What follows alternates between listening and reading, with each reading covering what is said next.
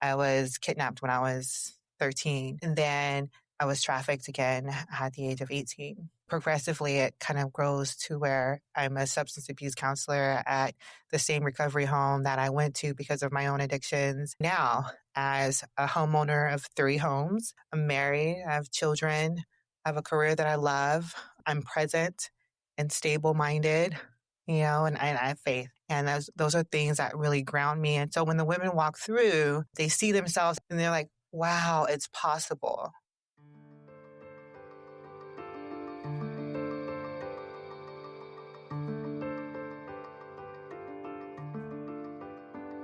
Welcome to the Nonprofit Podcast Network.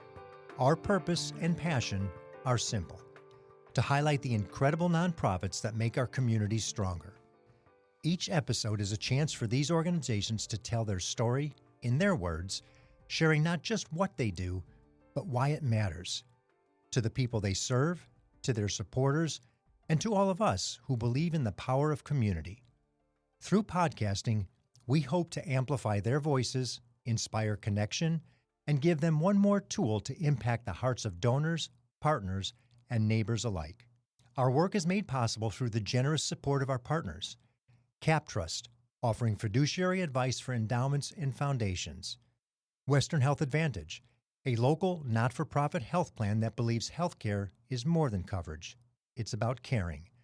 CORE, executive leadership and comprehensive support services. They work in it so you can work on it.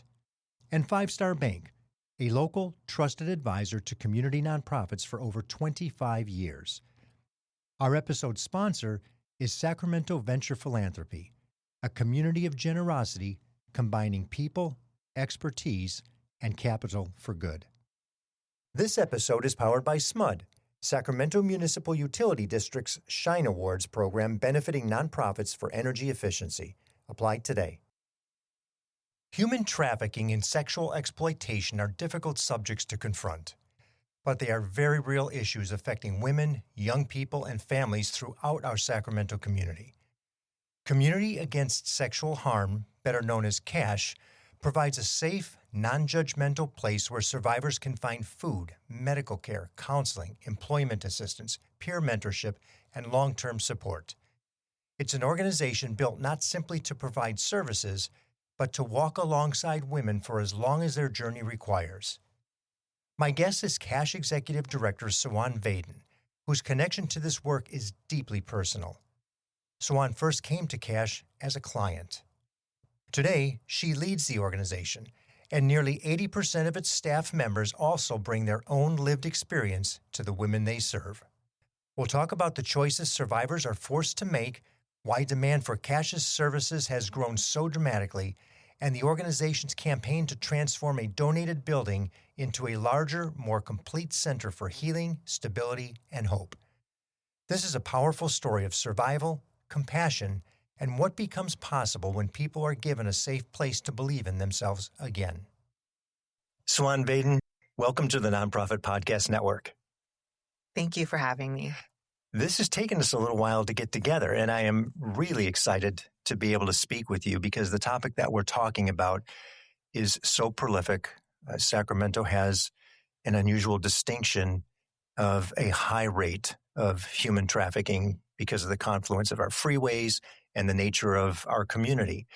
And that's one of the primary services that CASH, or Community Against Sexual Harm, provides.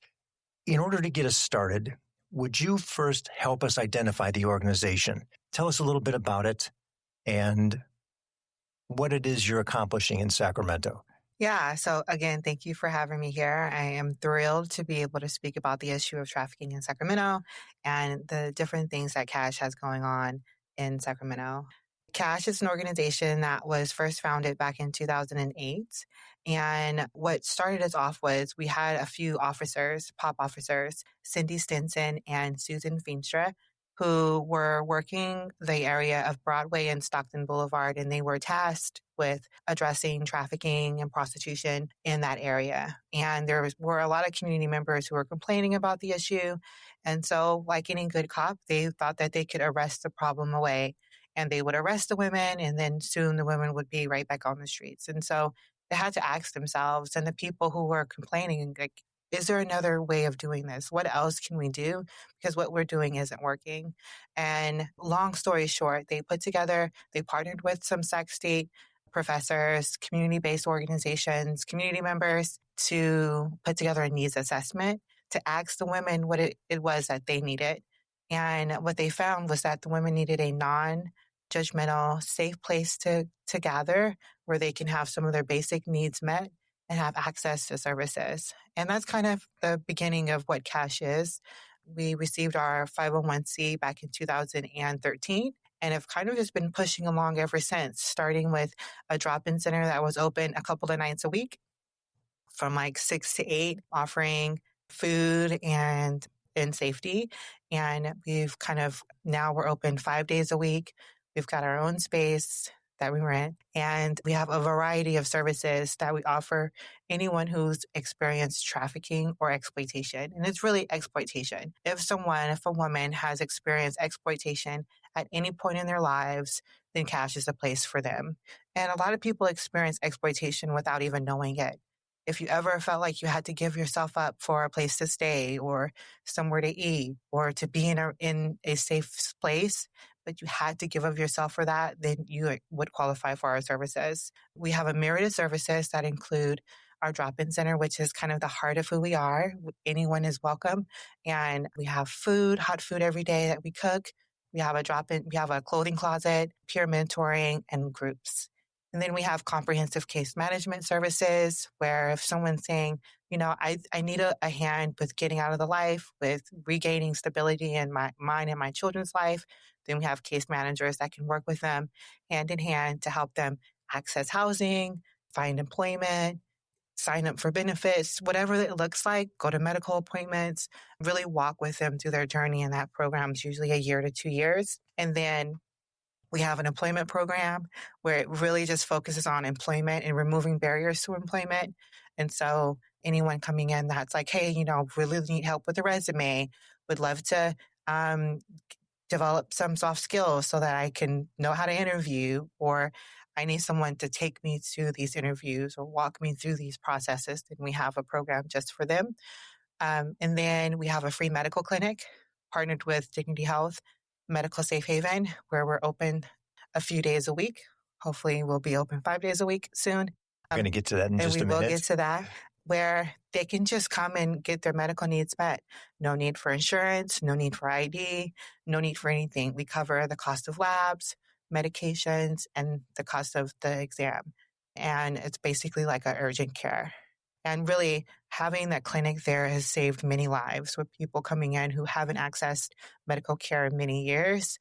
And now they are establishing medical care with their own provider and feel comfortable talking to physicians. And then we have our Reset program. Our Reset program is one of our original programs where we partner with the Superior Court of Sacramento, and anyone arrested for prostitution is offered an 8-week class that they can complete, and their charges are vacated. So it's as if the arrest never happened, and they're connected to CASH and can have access to all kinds of services. That is a plethora of service and provision to the community. Are you geographically restricted, so to speak? Do you just work in a particular area, or where do you see most of the people coming from? And I'm assuming it's mostly women. Yes. So yeah, women and youth. Yes. So before I answer that question, we also have a therapy program. But wait, there's more. There's more. We have a therapy program and we have youth programming. So anyone that we get referrals from probation and juvenile hall and CPS and parents with youth that could use some additional support. We take a prevention program into schools, churches, whatever is needed. And we do a lot of community education. So community education is key to our mission, educating the community about the harms inflicted on women in our community. And we are located in Oak Park. So that's kind of where we are. But we serve women all around Sacramento and surrounding cities. Well, I would imagine certainly if the opportunity is there and they happen to be in proximity and the timing is just right, they can come in. That's part of your walk-in opportunity to really share with them what's going on. Is there a particular program that you see or programs that you see more prolifically used than others? So our case management programs are pretty robust. Each case manager can hold a caseload of about 20 to 25. Oh, wow. And they typically stay pretty full. It ebbs and flows, but women really wanting that additional support, they may not have had any real good teachers that taught them how to live life. What is life skills? What is it to parent? How do we parent in a healthy way? How do we live life on a new budget without having access to all the rest of the things that were in their previous life? And so our case management programs are pretty robust, and our employment program. This is an aside on a question, but do you have an idea what the return rate is? I mean, how many women go through the program and actually integrate into society versus fall back into rough situations? Yeah, so I think that we don't have a recidivism rate necessarily, but so CASH is a place where women can come forever. It's never, oh, you completed the program, now you're done. It's, oh, you completed the program, please come back. We're here for you and we're here for all the you time. all the time. And so we have women who graduate who are successful. We were just trying to identify who would be our Phoenix Award nominee for this year for our annual fundraiser. And the list is continuing to grow. So we have women who do complete the program and are wildly successful. And then we have women who it takes a little bit of time. You have to Sure. imagine if you've lived a life, you're 30 years old, and more than half of your life you've lived a certain way, it's going to take longer than a year or two to learn how to be stabilized and to relearn how to live life, the last life you lived for 15 years. And so we are understanding of that, and we know that it can take time. So sometimes we have people who re-enroll into our programs 3 and 4 times. The good news is they are. Yeah. That's not a bad thing. No, it's not a bad thing. They recognize that they need the help. They come and they do what they need to do. Yeah. And then about 80% of our staff were former clients. And so 80%? About 80%, myself included. I was a client back in 2014 and came back in 2016 as a substance abuse counselor and anti-trafficking case manager. And I kind of just worked my way up through the organization, and now I'm the executive director. But we have other staff members who were clients and participated in lots of different programs, and they kind of just were like, you know what, I want to be here too. Like, I see myself helping. I want to be where you are, and they are. And so our employment specialist, our drop-in center coordinator, our program manager, our anti-trafficking case, everyone.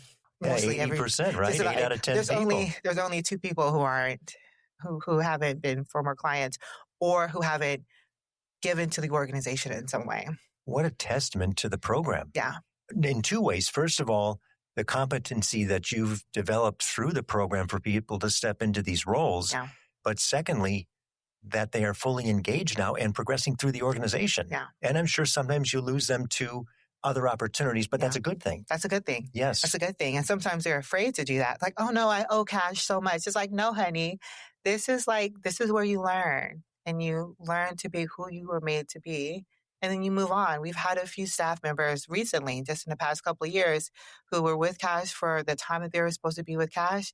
And now they're doing amazing things in different organizations like Weave and WellSpace Health. And so it's like the where you build your foundation. Yeah. And speaking of foundations now, you've been there for a little over 10 years? May was 10 years. Congratulations. Thank you. And from the bottom up. Yeah, from a client all the way to running the organization. Yeah. So, and knowing that you've got the people with that much familiarity, what an incredible relationship they can have with clients because they can relate. And that's not the case all the time for many organizations. It's one side here and the other side here, still doing great work, but that relativity to the situation, to be able to talk the talk and walk the walk and say, I've been there, I understand, is so, so different. Yeah, we have a wall when you first come in and walk through the center. We have a wall with all of the staff with lived experiences, pictures. And so the first picture at the bottom, for me, I'll use myself as an example. I was kidnapped when I was 13. And there's a missing child flyer that we kind of put together to fit in this frame. And then I was trafficked again at the age of 18. And progressively, it kind of grows to where I'm a substance abuse counselor at the same recovery home that I went to because of my own addictions. And then my first year at Cash, celebrating my birthday and my success in my new job.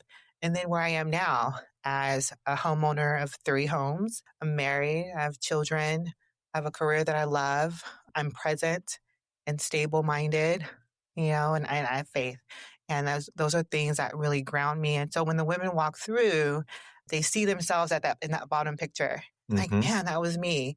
And they're like, wow, it's possible. Because in some of these women's lives, they don't see that possibility. For generations, people live in poverty. And this is the life that they know, the life that their whole generations have known. Right. And to see a possibility of getting out, to see that that can be also them, really gives them hope and a sense of connectedness. And there's 2 things I want to capture in that conversation. You said 3 children, but as we speak, there is a 4th on the way. There's a 4th on the way. Due in November. Yes. Which is incredible. This is a first. I have not had a pregnant woman in the studio ever in 2.5 years. So you're welcome. I'm privileged to have you both sitting here. Thank you.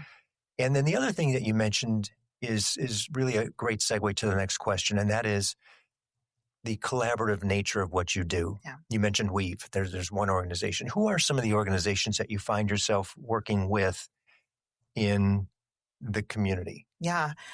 Gosh. So we work really closely with City of Refuge. We've worked with them for many years. Rochelle and Lauren Ditmore, or Lauren and Rochelle Ditmore, the Ditmores. And they're in Oak Park and they do housing. And so we've partnered with them for many years for that specific thing, housing, and then other things too, partnering on grants together and just really figuring out how do we serve the community best. And so we'll always be partners. Those are one of our strong rooted partners. And I just want to interject a second. You said something partnering on grants, yes, which is such a critical thing at this point in time with funding changing and the way that things are coming down. The necessity to work with other organizations to pull that revenue or that money in is so significant. I applaud you for that, because a lot of organizations are just now trying to figure out, what are we going to do? Well, it's work together is what we're going to do. Yeah. Family Justice Center. So, I was going to say that when you were talking about it, but I didn't know for sure that. So we partner on an anti-trafficking grant, and it works well. And it works well when you partner together. And Cash is a little bit of a smaller organization, and some larger organizations can take on that fiscal responsibility. And so really finding out who are the partners that we can really partner with. Because sometimes, I hate to say it, but sometimes it feels like we're in competition, especially when we're in this town, which is big but kind of feels small. Yes. Especially in the anti-trafficking world. And we're all competing for the same grants, and it can feel like a competition. But how do we partner together to ensure that we're serving best? And that's what City of Refuge and Family Justice Center does, is we partner together to see how we serve best. And then not only are we partnering together on grants, but also on how do we educate the community best? How do we educate our staff best? How do we do this and lead best? And you mentioned CPS and law enforcement and medical with Dignity Health. Yes. I mean, these are all such critical elements that come together either from identification and support to integration and exit. Yeah, the DA's office, the Superior Court, really making sure that Sacramento Police Department, we've partnered with them. We were founded by police officers. Right. And so really making sure that we are not only supporting them in their work, but really showing them how to treat women who have experienced exploitation and trafficking, because there are so many biases connected to women that you see walking the street, and so many judgments that people have, and it impacts the way that they treat them. And so really, we've worked really closely with Sacramento Police Department, and they have shifted the way that they address trafficking, where it really is going after the demand. The reason why the women are out there in the beginning is because there's people out there who are seeking to purchase them. Exploitation too, right? That's why they're out there. And so when we can address the demand and help the people who are being sold, it'll actually make an impact. And so really focusing on demand and the people who are putting the women out there, the exploiters, the traffickers, right? What they're doing is also wrong. And the women need support.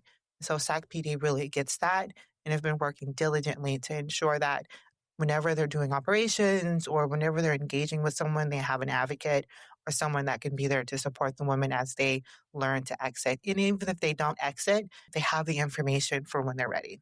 And would I be correct in the comment that the majority of those women are not out there of their own free will? And so, yes, and choice. We often think of choice as I'm choosing to live this lifestyle because this is the best choice that I have, versus I'm making a choice to survive because I don't have any other means of survival, or I haven't learned any other means of survival.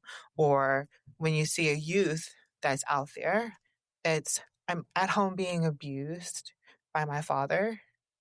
And then there's this guy that comes who's offering me all of these wonderful things, and he's not abusing me yet. And he's not my father, and I get to eat and I get to have nice things. What choice is she making? Right? Like when we think of choice, we have to think of the entire picture and what the choices are that they choose. Because someone who has privilege and access and, just a free ride isn't going to choose prostitution. That's not the choice they're going to make. And so I just want people to understand that no one's really choosing if they have good choices. And it's almost the lesser or the better of two bad options. Exactly. And then at some point, I would imagine it turns into fear. Yeah. And then it's just survival. Yeah. And in some instances, it is just fear. In some instances, you're not choosing, you're being forced. You're being trafficked. You might have what they call a gorilla pimp who forces you to be out there and makes you be out there. And so there's all different types of reasons why you may see someone that is out on the streets or online being trafficked. Let's talk a little bit about funding. How is the organization funded? Yeah, so we're largely grant funded. Okay. And so really seeking for grants. Our employment program is a California Reinvestment Community Grant, which is the marijuana tax grant. CalOES, California Office of Emergency Services, they have grants, Victim of Crime Act grant. Different foundations have grants, and then we do fundraising and have annual fundraisers and individual contributions. And your annual event is every October is when you... Well, it was an evening in September. And so it was every September. And then this year, just circumstances has it that we're in October, and we've renamed it to Envision. Okay. So an evening in October, AEIO, All We Need Is You. I love it. You're full of acronyms. I am. CASH, AEIO, yes. AEI. An evening in October, AEIO, the vowels. I wish I was, but you is at the end of that, right? Yep. AEIO. All We Need Is You. Got it. Yes. But it's Envision. And so, yes, we have our annual fundraiser and then individual donations, people giving on a regular basis that really care about our mission, for our mission, and, set up reoccurring payments or give when we do our annual appeal, big day of giving, just different opportunities for people to give. We'll continue the conversation with Sawan Vaden of Communities Against Sexual Harm, or CASH, following a few brief messages from those who make this critical programming possible. Make our communities bright with Smudge Shine Awards. Now through July 31st, your nonprofit can apply for a chance to receive funding for projects that improve and revitalize communities in our service area.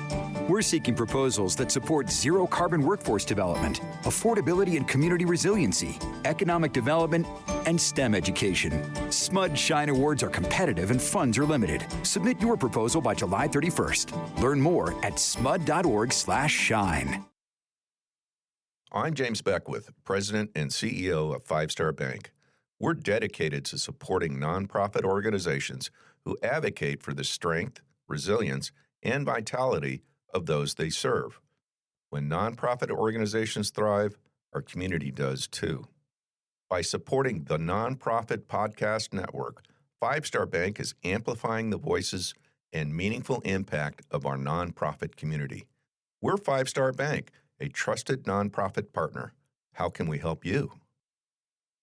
We are really excited to be part of the family and contribute to the work that you all are doing. CORE provides fractional and interim executive services, along with comprehensive back office solutions that go into our client sites and do the work to give them the capacity they need in order to move through transitions, whether that's planned or unplanned. Or companies also work with our accounting and finance, back office solutions, human resources, technology, and administration. The reason why our back office solutions add value is because we save them time and money, anywhere from 20 to 30% of what they would spend on that back office solution. We work in it so they can actually work on it. CXORE.com and contact me directly at DTEAT@CXORE.com. If you're interested in learning more about how CORE may help your organization, visit CXORE.com. Hello, this is Scott Thomas with Cap Trust in our Sacramento office. I specialize in working with local nonprofits and associations.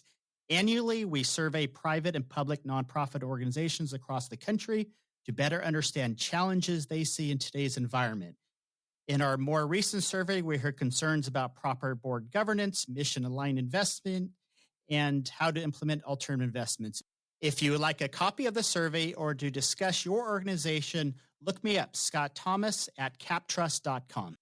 At Western Health Advantage, healthcare isn't just a service. It's a shared value.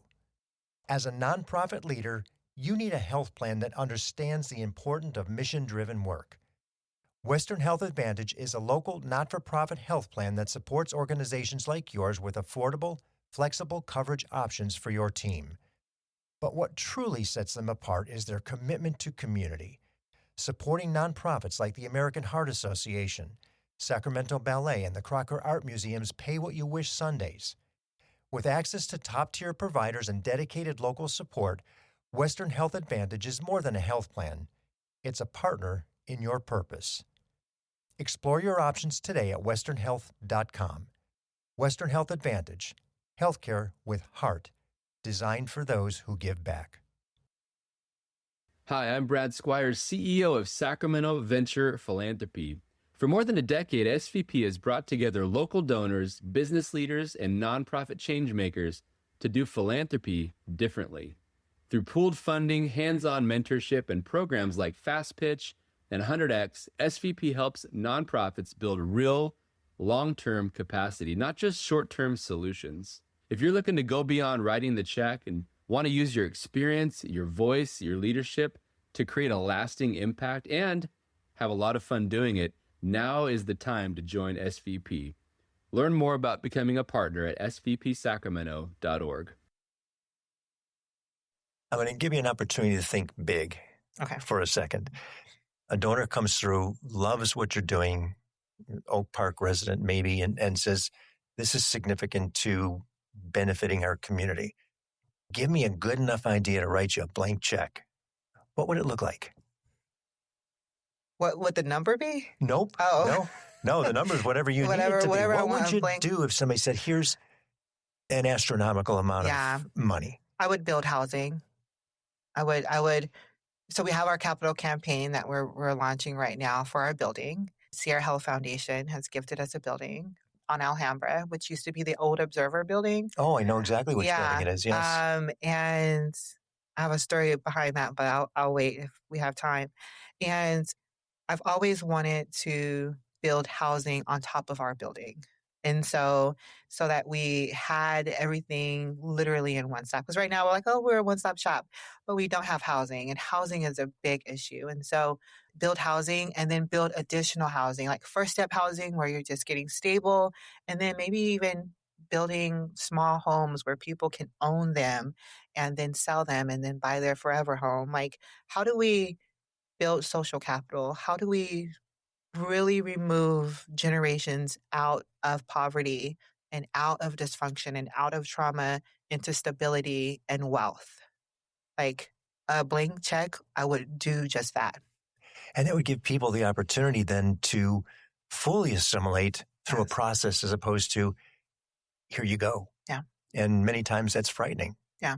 We recently did an episode with an organization that is helping youth who get into their first apartment, and typically foster youth. Well, that's good, but there's nothing in it. Yeah. And they help them furnish it and everything. But how many times does that happen? And I would imagine the same with your clients. Yeah. They get out, we got a place for you. This is great. And maybe they are good with the rent, but then what? Especially if they have a child. Yeah. Sleeping bags. I mean, just all those things that come with everything. Everything. I'd love the idea of stacking it. Yeah. Because literally you could, first story is this, second story is this, third story is that. What a great idea. Yeah. That's what I would do. And then back to reality today. Yeah. What is the greatest need? Where do you find the greatest need for the organization? Our greatest need right now is our building campaign. So right now, let's get into that. Yeah, because that's a big deal. That's a big deal. It's a really big deal, and it is such a blessing for us. Such a dream come true, and everything has just lined up perfectly. And so right now we're in 3,200 square feet, and we do everything that I mentioned. All of those services are going through 3,200 square feet. How many people? We serve about 40 to 50 people a day. A day? A day. And we have about 10 to 12 staff, depending on the day, that might be in the building. I no longer have my own office. I share office with my finance director. Everyone has shared offices. We have 4 office spaces. We use every space as a multi-purpose room. We can barely hold the people that we serve because our women come with their children, and we cook really good meals, and they come to eat, and everyone's kind of just sitting on top of each other. We have our clinic, but we only have 1 exam room. So when it gets busy. The clinic is part of the same 3,200 square feet? Yes. Oh my gosh. Yes. We only have 1 exam room. So when it gets busy, we're just piling on top of each other, but we're making it work, and we're doing really good work, but we need more space. And so our new building on Alhambra is 8,550 square feet. Almost triple. Yeah. And it's beautiful. And I bet you know exactly what to do with it. I know exactly. When I walk, it's a weird shaped building. It's like a triangle, but it's exactly what we need. We need to expand our youth services. And so we're going to have a little teen center in the corner on the opposite side of our drop-in center. We're going to have 2 exam rooms. We're going to have a full kitchen. Right now, the kitchen that we have is not really a kitchen. It's a room with a sink and a refrigerator. And so we have a little convention oven, we have air fryer, we have slow cookers, and we cook amazing meals and those things. But the day when we can have this full kitchen and do cooking classes, and the women can help and participate, and we can cook full sheet pans of lasagna and just different things that we can really nourish the women and children that we serve on a daily basis. We'll have full bathrooms. So we have a bathroom. We have bathrooms now, but this real small toilet and sink. We need showers. We serve a really large homeless population, and just imagine the things that happen with women when they're homeless and the needs that they have. And there's not many places for them to shower. And we've had to really help women get cleaned up ourselves. And so having a shower that you can be proud of to come into, where it's not sterile in any way and it feels like home. Mm-hmm. So we're going to have 2 full-size home bathrooms where the women can go and just do their thing and get themselves together. They'll have to have a timer, but that's okay. Sure. We'll have a children's room. Our children's room right now is really small, but we make it work. We have toys and things, but we'll have a full-size children's room where the kids can go and play, and we'll have activities, and we'll have programming for the kids. We'll just have all of these things. We'll have storage. I can see your face just lighten up as you're explaining this, because people who are just listening don't see what your face looks like. Yeah, and it is just beaming to get into the facility, and you're describing it humanly. Yeah. It's not, we're going to get 2,600 square feet more and this and that. No, you're talking about the experience of the people who are going to get to use it. And that's important. Yeah. That's important for the people who are hearing the stories, obviously. Yeah. But it's equally as important for the clients who are the beneficiaries of what you're doing. Yeah. Yeah. They're just going to be at home. When you walk into Cash, it feels like home. And so that's like everyone says it. It's like if it's really like a homey feeling. It's comfortable. Sometimes has a few smells, but nothing some air freshener can't get rid of. And it feels like home. And so where my goal is to take that same feeling with freshness to the new building, where when you walk in, nothing is sterile about it. You know that you're comfortable. You know that your needs are going to be met. We have therapy rooms and different things that can really meet the woman where they're at right there in that moment without any requirement to change who she is. And often when you go into these places, it's like, okay, if you come here for services, you've got to do this, this, this, and this. It was like, come, be who you are. Let us love on you. Let us show you what's possible and wait for you to make the decision to do something if that's what you choose to do.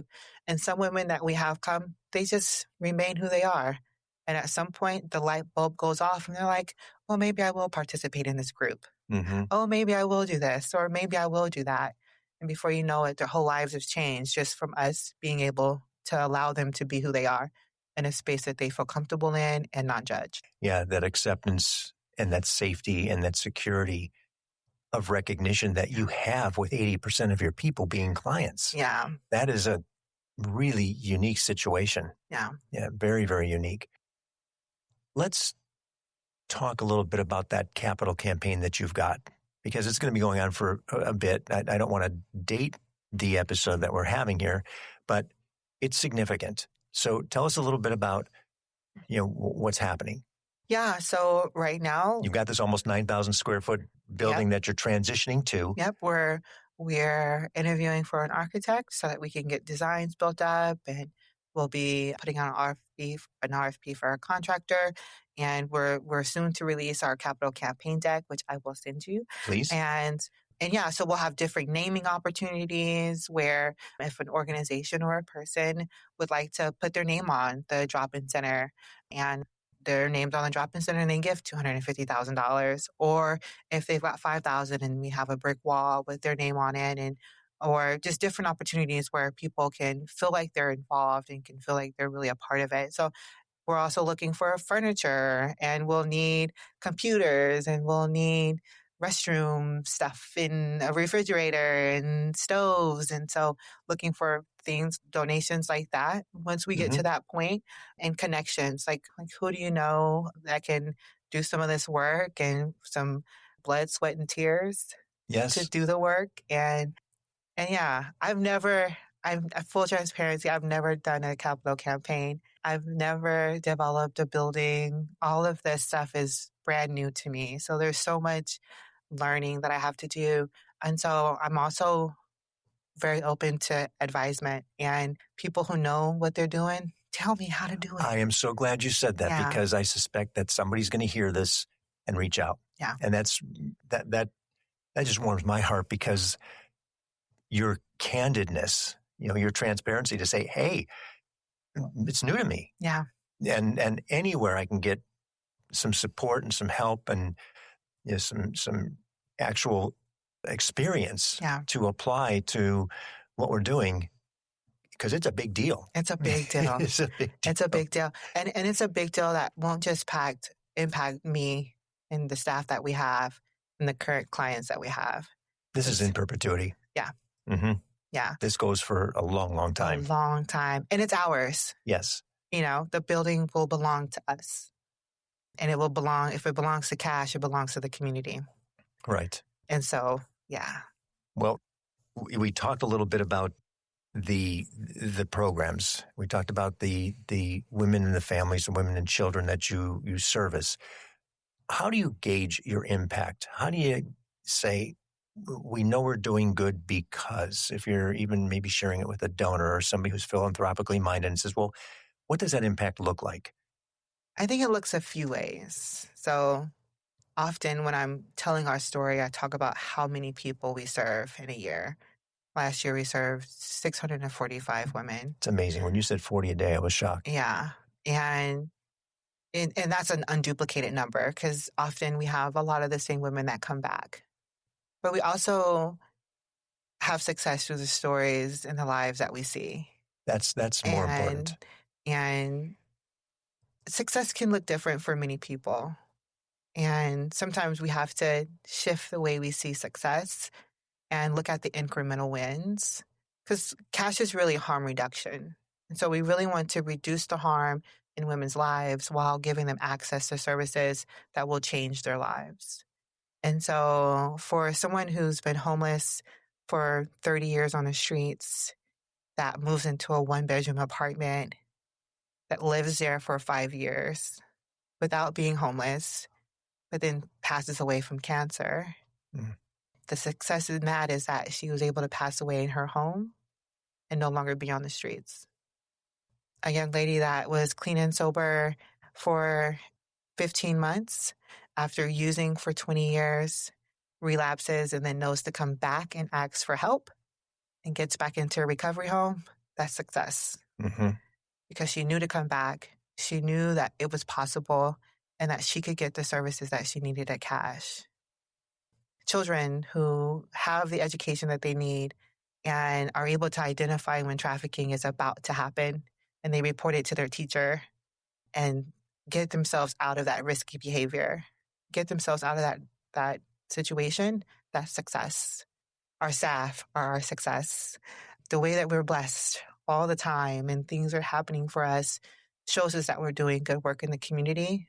So I think it depends on who we're talking to and what their interest is and how to say the story, because we've got success in many ways, and we really need people to see success the way that we see success. Because it's not always, oh, she graduated from the program, now she's an RN, and because that's not everyone's story. And that exists. And that exists. But you're right. We've got lots of successful people. There's a spectrum of success. Spectrum. Yes. There's a spectrum. Because we've got lots of successful people who are doing really well and are living their lives. They're not doing the same kind of work, but they're RNs and they're a probation officer out in Woodland, and they're just doing all of these amazing things in their journey, and we were a drop in their bucket, right? Because we're not also the creator of the success. Right. Right? They are the creators of their success, their choices, the things that they decided to do, and how they chose to take advantage of the services that were available to them. They're the reason why they're successful. We were just guides. Where you gave them the ability to make good choices. Yeah. And then to act on them. Yeah. And they turned out favorably. Yeah. As more often than not they do. Yeah. And that's wonderful. Yeah. I love the explanation. You did a beautiful job of that, especially with just a little tiny stat at the front, but then cascade into all the touch points. And that's what people want to hear. They want to hear, how did it work? And does it work? And is it working? And the fact that you're here almost 20 some years later clearly exemplifies the fact that something's going right. Yeah. Sadly, you're still here 20 years later. Yeah. You know, we wish at some point that a lot of this didn't happen, but I'm going to imagine that it probably is not getting any better in some cases. Yeah, no, it's not. You know, for me, what success is we have no more clients and we work ourselves out of a job. That's correct. But that's not going to happen. Yeah. Have you seen a greater demand over the course of, let's say, the last 5 years? And I say this, I'll give a reference point. Our food insecure population has almost quadrupled since the pandemic. The food banks are talking about the amazing demand that they've got on them. And I don't mean that in a good way. The good is that they're able to fulfill and serve. Yeah. But the unfortunate is that it's grown. And then the other part of that is our unhoused population, whether it be permanent or temporary, doesn't seem to be getting much better either. And I'm assuming that it's the same. Mm-hmm. Yeah. Over the past, kind of since the pandemic. Right. But I would say even more in the past 3 or 4 years, we were at a point where we only served like 5 to 10 people a day. Oh. Yeah. And now you're at 40 and now we're in some 40, cases. 50 people a day that come in and out through our centers for various reasons. Mm-hmm. We were at a point where we do maybe 1 to 2 intakes a week. We're at a point where we're doing like 10 intakes in a week, where it's new people coming to us for services. And so I don't think much of anything is getting better. Right. Yeah. I'm glad you said that too, because it's important to understand that the need has never been greater for some of the organizations that serve our community. Yeah. And the funding has never been greater. Yeah. And you can't provide the service without the support. Yeah. And what does it look like? And we talked a lot about that. And then we're starting to see that improve to where the organizations are coalescing and understanding that we can do a much better job together than we can alone. Yeah. And that's important. We're going to transition here for a second to beyond the mission. This is beyond what you do on a day-to-day basis because you carry it with you all the time. Yeah. And I would imagine even more so as a client, having been in that situation, you recognize it in so many ways that somebody shows up that day, you take that person home in your head, or persons, home in your head, or that mother with children. And it makes it hard to break away. But we're going to talk a little bit about Sawan, the person outside of cash for a second. We already know that you are expecting a fourth child. Yes. Congratulations. Thank you. But let's go. We'll go through these rapidly. Are you an early bird or a night owl? I am an early bird. I do not stay up late. I really do. Especially today too, right? Well, yeah. And I really do value sleep. I'm always trying to get 8 hours of sleep. It's my goal. My wife is the same. Yeah. I recognize that and appreciate it. It's really important. Beach, mountains, city, or road trip? Road trip. Favorite movie? Guardians of the Galaxy. Really, I love it. I love that movie. All of them. And the soundtrack and the first one is so good. I don't know why. What did you want to be when you were a kid? A social worker. You're there. I am.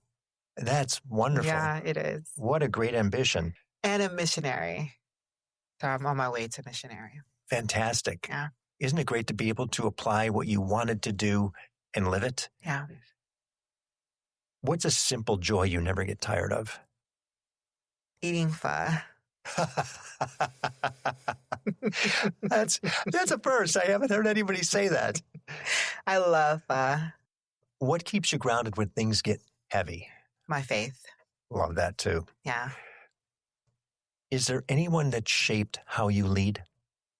My former executive director, Terry Galvan, who hired me on as cash, poured into me all that she had.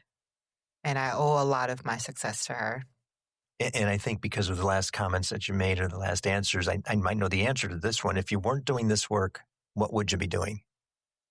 I would probably be a missionary. Yeah, that's what I figured you were going to say. So in last question, in one sentence or even just a couple of words, what are you grateful for today?